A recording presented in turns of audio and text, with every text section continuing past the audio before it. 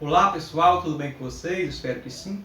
Estou aqui para darmos início ao nosso curso de extensão híbrido supervisionado, o curso de licenciatura em História pelo Centro Universitário Internacional Uninter.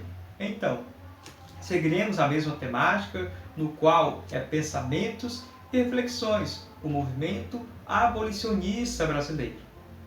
Nas aulas que se passaram, nós analisamos a questão do declínio e queda da monarquia, mais precisamente com o governo de Dom Pedro II, analisamos a questão religiosa, a questão militar e até mesmo a questão cristã.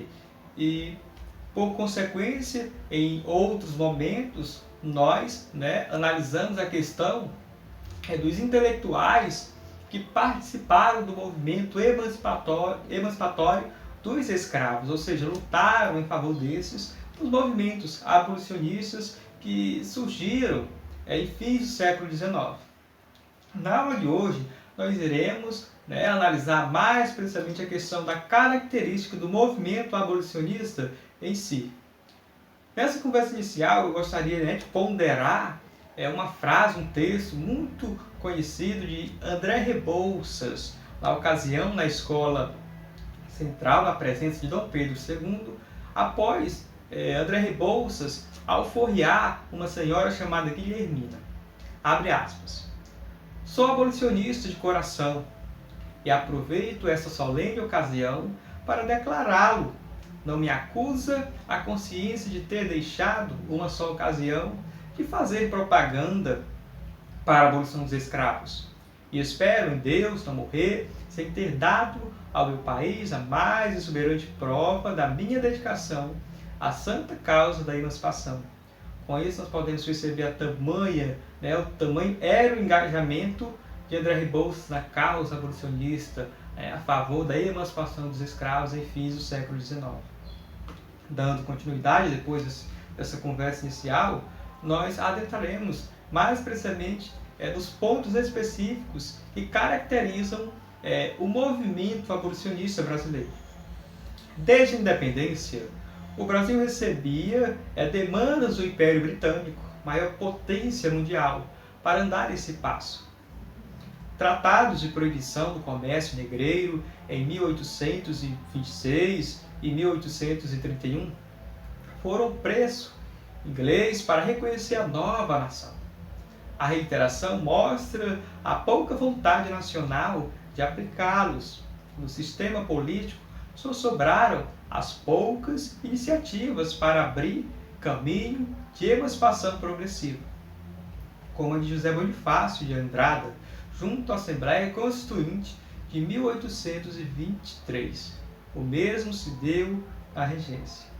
Com isso, depois de analisarmos mais precisamente essa citação, nós podemos perceber uma tamanha pressão da Inglaterra para acelerar o movimento emancipatório aqui no Brasil, ou seja, a abolição da escravatura. Mas isso, se nós percebermos mais precisamente, há sim uma segunda intenção por parte da Inglaterra, desde o reconhecimento do Brasil como uma independência, as imposições de leis.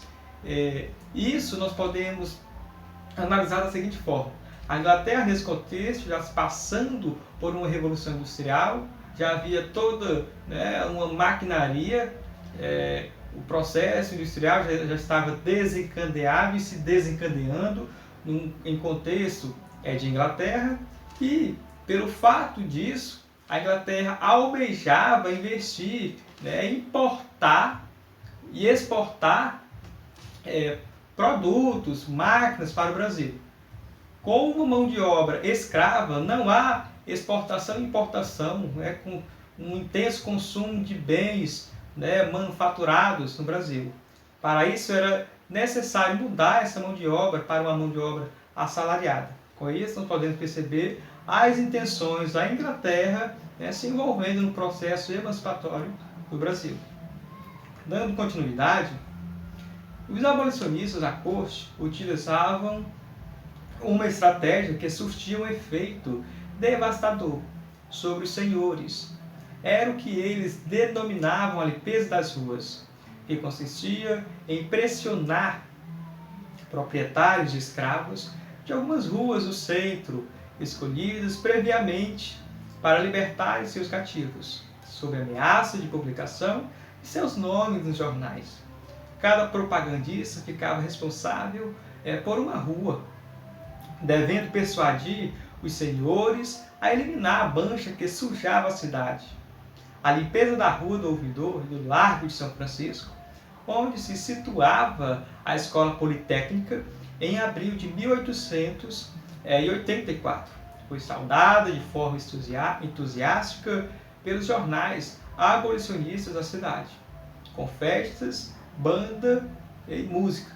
Gazeta da Tarde, 23/4 de 1884. Com isso nós podemos analisar nitidamente a tamanha era o poder da imprensa em favor do abolicionismo. Isso nós não podemos destacar nunca, o papel e a função da imprensa na luta, na causa, na divulgação do movimento abolicionista brasileiro em fins do século XIX. Aniversários, casamentos, bodas, nascimentos ou falecimentos serviu de cenário para as festas de entrega das cartas de alforria. O Clube de Libertos de Niterói, por exemplo, preparou uma festa na qual distribuíram 10 cartas de alforria após discursos de diversos oradores.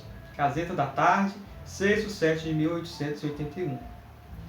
Em outro recorte de jornal, nós podemos analisar a questão do Teatro Politeama, situado no centro da cidade. Os abolicionistas organizaram uma sessão de poesias com destaque para o navio negreiro de Castro Alves, cuja renda seria para conceder a liberdade ao escravo. A cidade do Rio convidou seus leitores a uma quermesse organizada na igreja Nossa Senhora do Rosário, por uma confraria negra em prol de seus irmãos escravos. Assim, o abolicionismo desempenhado pela população era de fundamental importância. Através dessas fontes históricas, ou seja, desses recortes de jornais, jornal Gazeta da Tarde, nós podemos analisar a questão de agentes que lutavam em favor da causa escrava, pela emancipação dos escravos. Com isso, nós podemos até questionar a questão de muitas pessoas falarem que a abolição foi coisa de elite, foi somente a princesa Isabel que assinou a Lei Áurea em 1808 e pronto, e acabou. Essa sendo a redentora da escravidão dos negros. Não, calma aí, houve toda uma história atrás disso, houve toda uma resistência, populações, as pessoas comuns, que também foram agentes da história, foram agentes da sociedade. Lutaram, olha só, nos aniversários, nos simples casamentos, em nascimentos e até mesmo em velórios. Era preparado homenagens, festas e entrega de carta de alforria.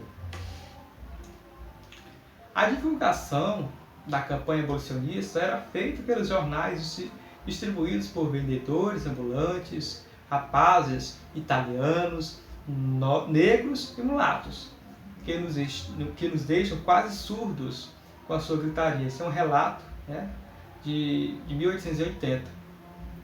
Os pontos de venda eram os quiosques que distribuíam também livros impressos, flores, doces, charutos, cigarros, café e refrescos, locais por onde circulavam as notícias e as últimas novidades europeias. O aumento do público leitor ocorria em função de uma verdadeira leitura de ouvido. Assim, as ideias abolicionistas eram difundidas mesmo para os analfabetos.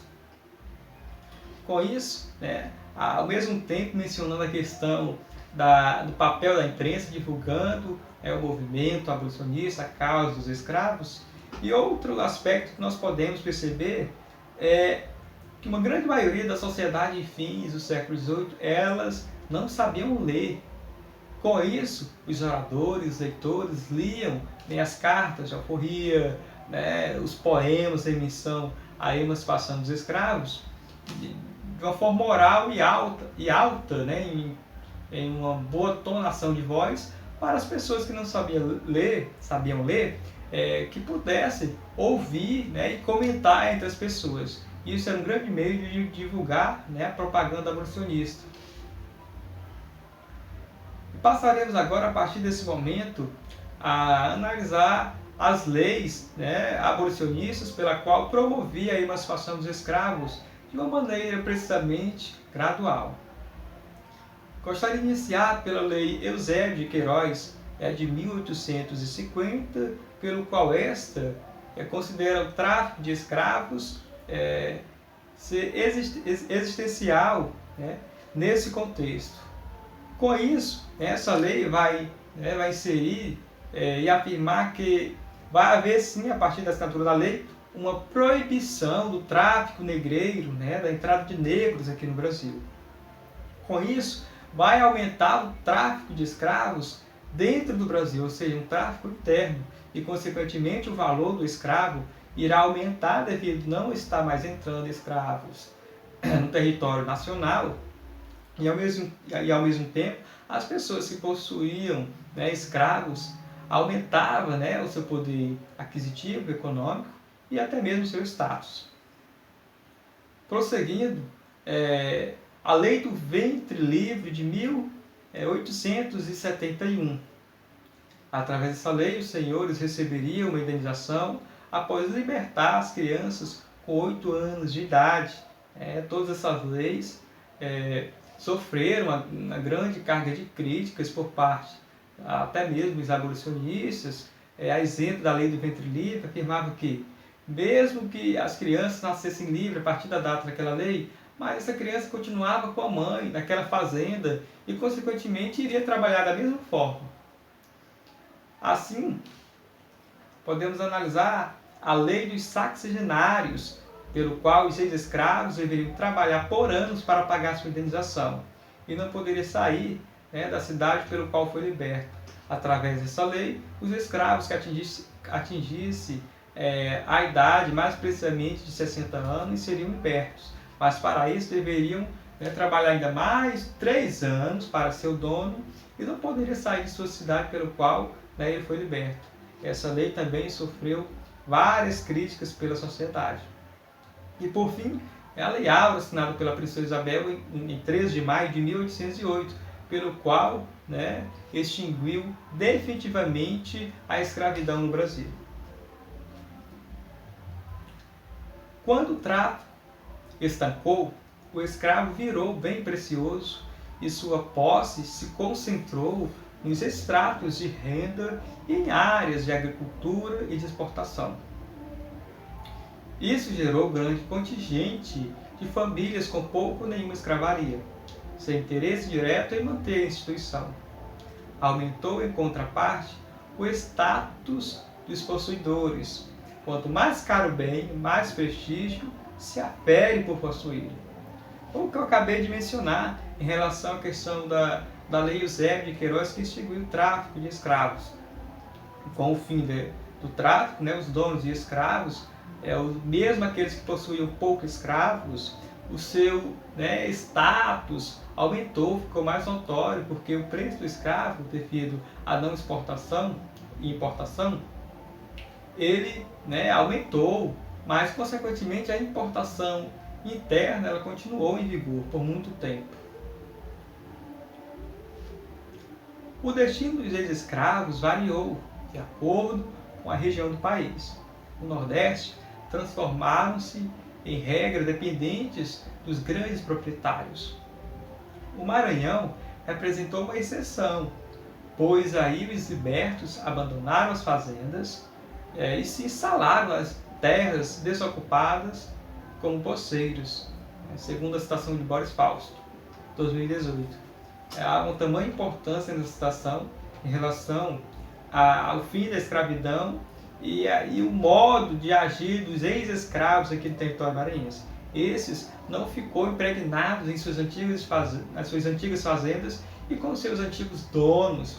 Eles, né, partiram para outras regiões e se ocupando de terras desocupadas e fundando, né, comunidades, quilombolas, entre si.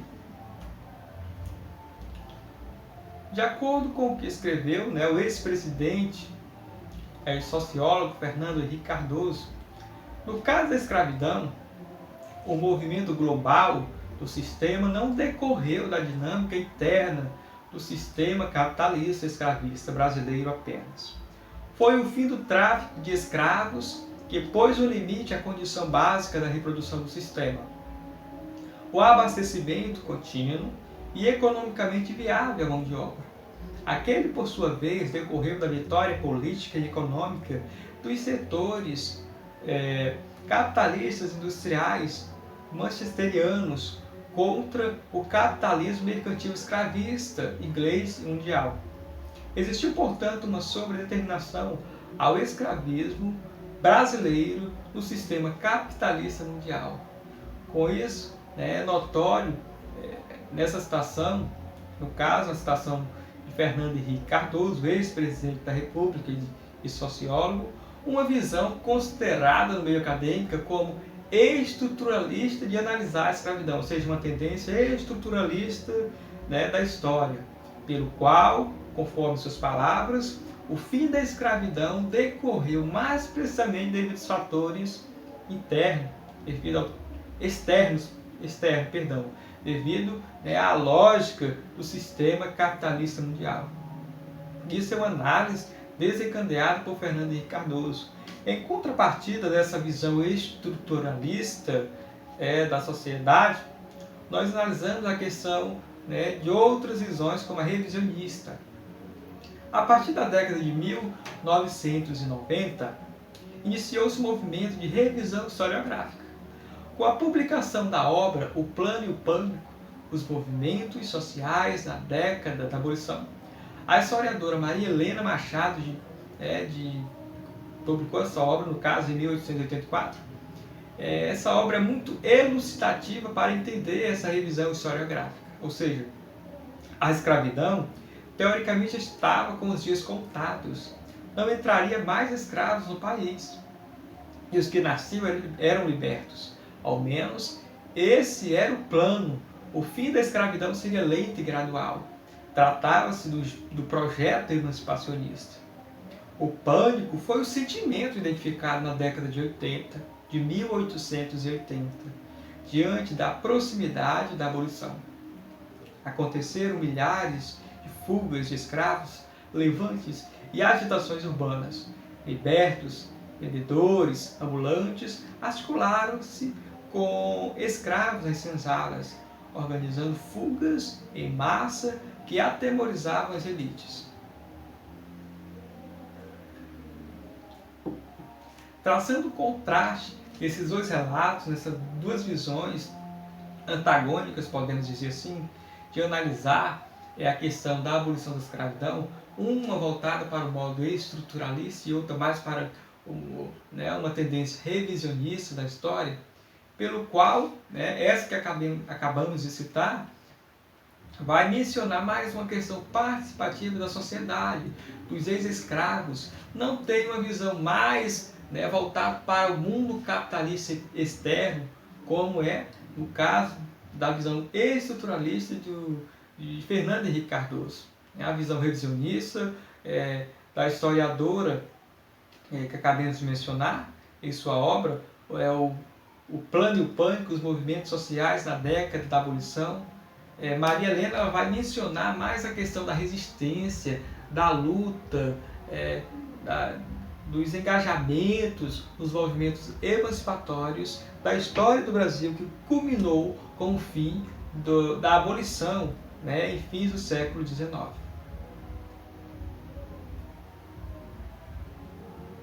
Apesar das variações de acordo com as diferentes regiões do país, a abolição da escravatura não eliminou o problema do negro.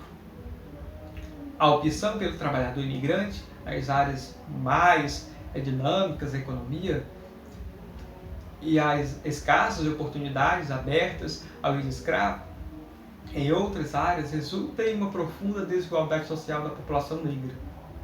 Fruto em parte do preconceito, essa desigualdade acabou por reforçar o próprio preconceito contra o negro. sobretudo nas regiões de forte imigração. Ele foi considerado ser inferior, útil quando subserviente ou perigoso por natureza, ao serviço como vadio e propenso ao crime, segundo a citação de Boris Fausto, página 24, 2018. Nessa citação, eu gostaria de mencionar a questão do 13 de maio de 1888, ou seja, do fim da abolição da escravatura, que ao mesmo tempo eu conceituo e a considero como deficiente, porque houve sim uma modesta que nós podemos conceituar como libertação dos escravos, do 13 de maio, a assinatura da princesa Isabel, mas não houve um projeto, políticas públicas que amparassem esses ex-escravos, escola, visto que a sua grande maioria, de modo geral, eram analfabetos, não sabiam ler e escrever. Não houve, com a abolição da escravatura, um projeto em relação à disponibilidade e partilha de terras, de assentamentos para a formação de comunidades quilombolas por parte do governo. De modo geral, estou falando de um projeto nacional que amparasse e atingisse todos. Com isso, podemos perceber essa grande deficiência por parte do Estado nesse contexto em relação aos ex-escravos.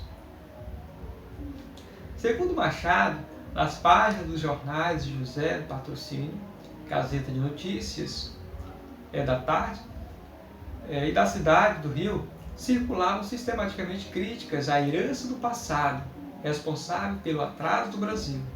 A escravidão era denunciada na medida em que ela não se coaduava com os exemplos externos que atestavam o triunfo do século do progresso.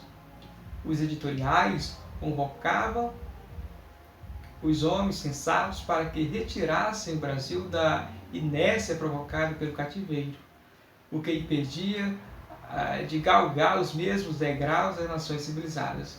Com essa citação, gostaria de mencionar um dos capítulos da obra O Abolicionismo de Joaquim Nabuco, que vai discutir essa mesma tônica, essa mesma temática, enquanto o Brasil, na verdade é um questionamento, enquanto o Brasil mantinha o sistema escravista, uma mão de obra não paga, não assalariada, por meio de castigos físicos, outras regiões do mundo, países, já estavam mais avançadas, podemos dizer de modo essa parte, em questão da industrialização, de mão de obra assalariada, do sistema capitalista. E isso não era conciliatório, isso não condizia com a realidade existente por outras nações nesse contexto. Dito isso, eu gostaria de finalizar esse momento, pelo qual estou mencionando as principais características do movimento abolicionista, citando para vocês as palavras de Ângela Afonso, uma grande historiadora da escravidão, do abolicionismo. A ninguém ocorreu que assim acabasse a escravidão. Era a pedra angular da economia, de partidos e da sociedade aristocrática, desde as origens da nação. Ao longo de cerca de 3 séculos, o Brasil foi o país que mais importou africanos. Os escravos se espalharam, mercadoria acessível à maior parte da população. Proprietários de terras, profissionais liberais, o imperador, o grosso dos brasileiros, até ex-escravos tinham cativos. Empregavam-se em negócios e ofícios do mundo privado e do público, no comércio e no Estado, nas ruas e nas casas. Embora sustentáculo da expansão agrícola, a escravidão não era só negócio de fazendeiro. Disseminada, esparramou pela vida social baseada no modo de vida, o bom negócio em si, e esteve de todos os rentáveis, pilar da hierarquia social e do estilo de vida do atestamento dominante. Estava na corrente sanguínea nacional. Alicerçava o sistema político, pois eleitos e eleitorado eram majoritariamente de proprietários de escravos. A escravidão estruturou um modo de vida definiu identidades, possibilidades e destinos dos membros da sociedade imperial. Daí sua legitimidade tácita, socialmente natural. A nação toda era escravista, o que retardou a conversão do tema em problema da agenda pública. Veja quantos aspectos ponderáveis nós podemos ver nitidamente nessa citação, da grande historiadora Ângela Lons. Considerando, o sistema escravista de 3 séculos, mais de 3 séculos, como já está esplêndido em nossa corrente sanguínea, pelo qual gerou uma rede de comércio, não só do escravo trabalhando na lavoura, mas do tráfico propriamente, que rendeu muito lucro para os traficantes de escravos.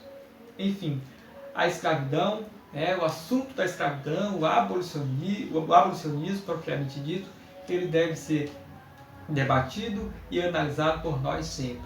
As oportunidades que se virão nos movimentos que podemos se engajar nas escolas, nas universidades, e de abrir espaço para discutirmos temáticas como essas, que são de fundamental importância, não só hoje, mas amanhã, e os dias que se virão em nossa sociedade. Mas, muito obrigado para quem nos acompanhou até aqui e até o próximo momento. Valeu!